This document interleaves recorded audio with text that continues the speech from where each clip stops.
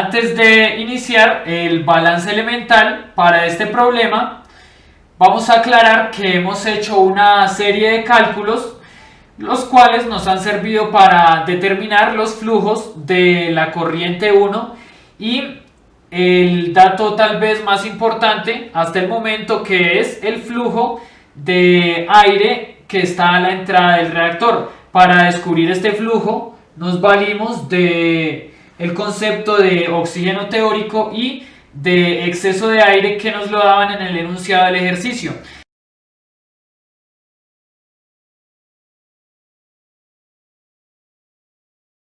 Todos esos cálculos los hemos hecho en otros videos y voy a dejar en la descripción de este los enlaces para poder verlos.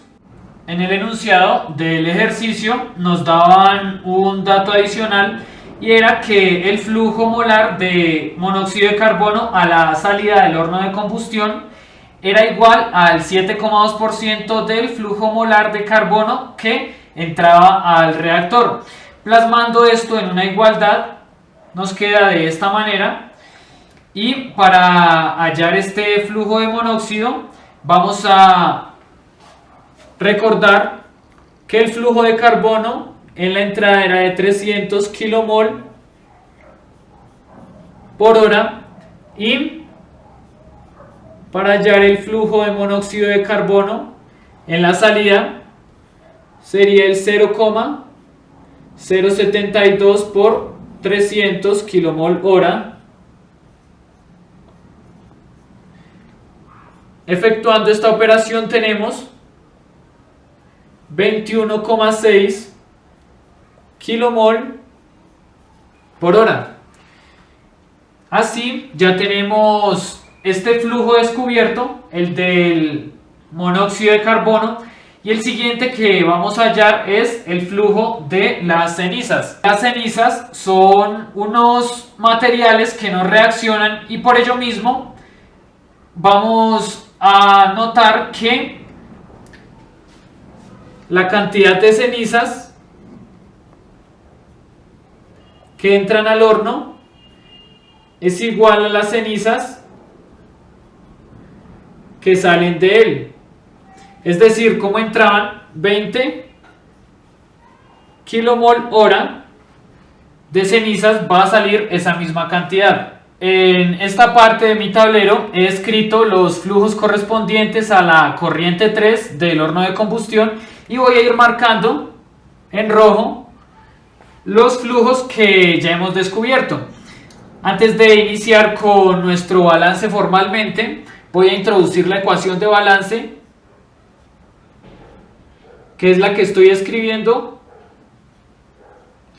y mirando qué significa cada uno de los símbolos a los dos lados de la igualdad, tenemos que el primer símbolo se refiere al flujo molar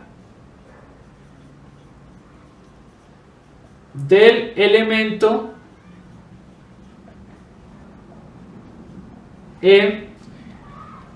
Precisamente estamos hablando de este elemento E, que puede ser carbono, hidrógeno, oxígeno, y esta E mayúscula en la parte superior se refiere a la entrada, es decir, estamos hablando del flujo molar del elemento E en la entrada de nuestro reactor. Y notando el segundo símbolo, es decir, el de después de la igualdad, tenemos que corresponde al flujo molar del elemento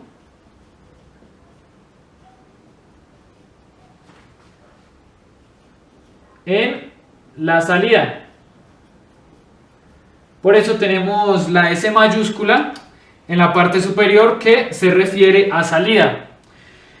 Notamos que es una ecuación en la cual lo que entra es igual a lo que sale, y esto se debe a que, a pesar que tenemos varias reacciones que están ocurriendo en nuestro horno de combustión, sabemos que no hay consumo ni generación, pues en las reacciones lo que hacen los átomos es reorganizarse, es decir, no se consumen ni se producen átomos del elemento. Ahora vamos a introducir un nuevo símbolo que es una E cursiva mayúscula y corresponde a el subíndice del elemento E, que es el cual estoy señalando, subíndice del elemento E de la sustancia S.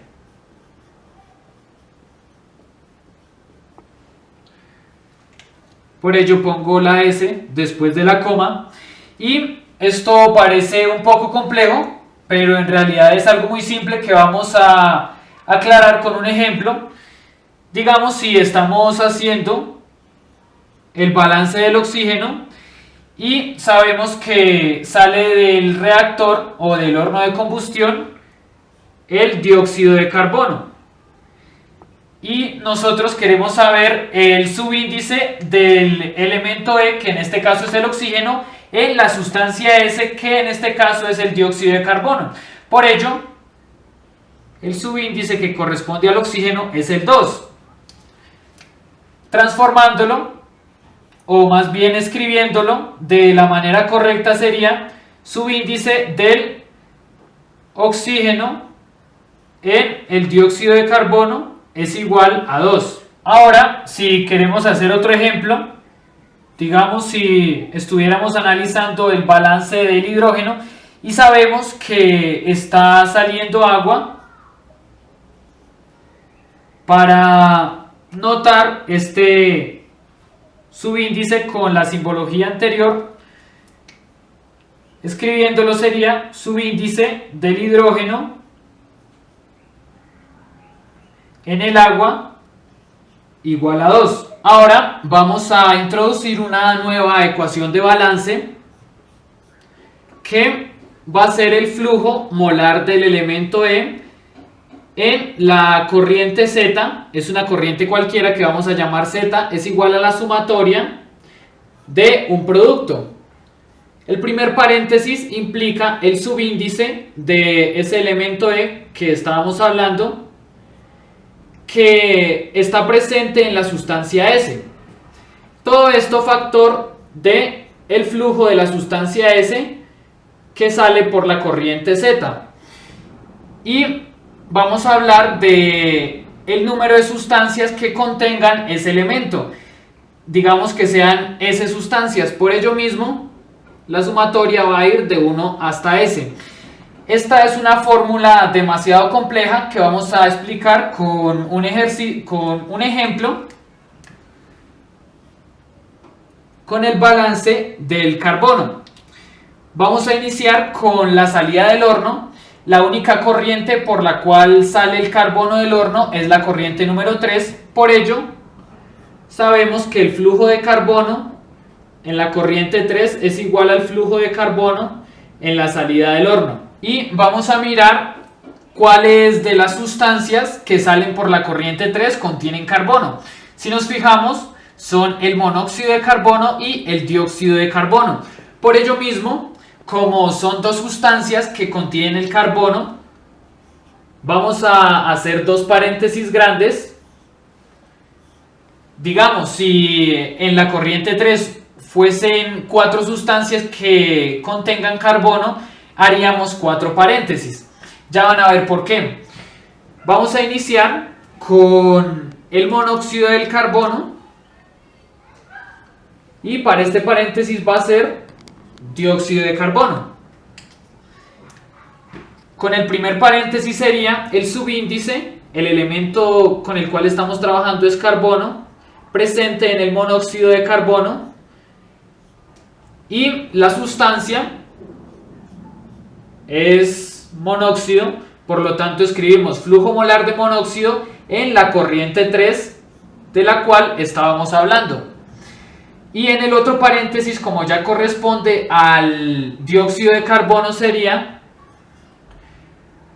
el subíndice del carbono en el dióxido de carbono, Todo esto multiplicado por el flujo de dióxido de carbono en la corriente 3. Esto es algo bastante simple, como lo podemos ver acá, y vamos a proceder a hacer unos reemplazos. Tenemos el flujo de carbono en la corriente 3 igual a, y vamos a analizar el subíndice del carbono en el monóxido de carbono.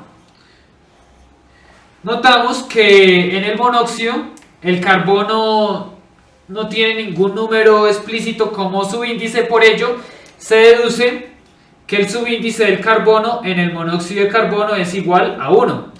Y asimismo lo vamos a reemplazar en el renglón de abajo y tenemos que el flujo de monóxido en la corriente número 3 ya lo habíamos calculado anteriormente y es 21,6 kilomol por hora, más vamos ahora a analizar el subíndice del carbono en el dióxido de carbono. Notamos que tampoco hay un número explícito y por ello deducimos que el subíndice del carbono en el dióxido de carbono es igual a 1. Asimismo vamos a reemplazar en este renglón y notamos que aún no hemos calculado el flujo de dióxido de carbono en la corriente 3, por ello vamos a dejar expresado este flujo. Vamos a proceder a recordar nuestra ecuación anterior y sabemos que el flujo de carbono en la entrada es igual al flujo de carbono en la salida. Recordando nuestro diagrama de flujo, sabemos que la única corriente por la cual entra carbono es la corriente número 1. Por la corriente número 2 solo entra aire y en el aire no teníamos ninguna composición de carbono, por ello en la única corriente que entra carbono es la 1 y sale solo por la 3. Replanteando la igualdad tenemos que el flujo de carbono en la entrada es prácticamente la corriente 1 y el flujo de carbono en la salida es el de la corriente 3. Sabiendo esto, vamos a hacer un reemplazo. Acá vamos a hacer las operaciones. 21,6 por 1 nos da el mismo número,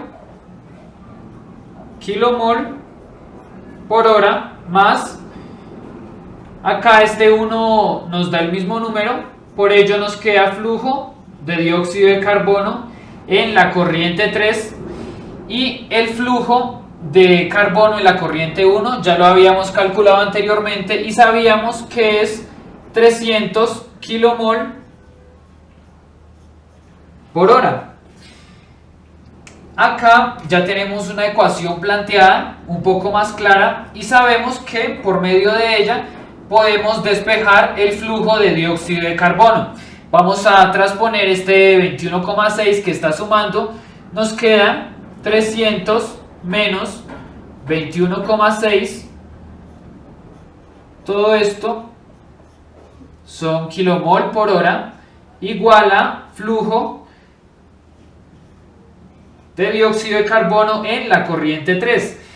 Y haciendo esta operación nos queda 278,4 kilomol por hora. Este es el resultado del flujo de carbono, perdón, de dióxido de carbono en la corriente número 3. Por lo tanto, ya descubrimos un flujo más.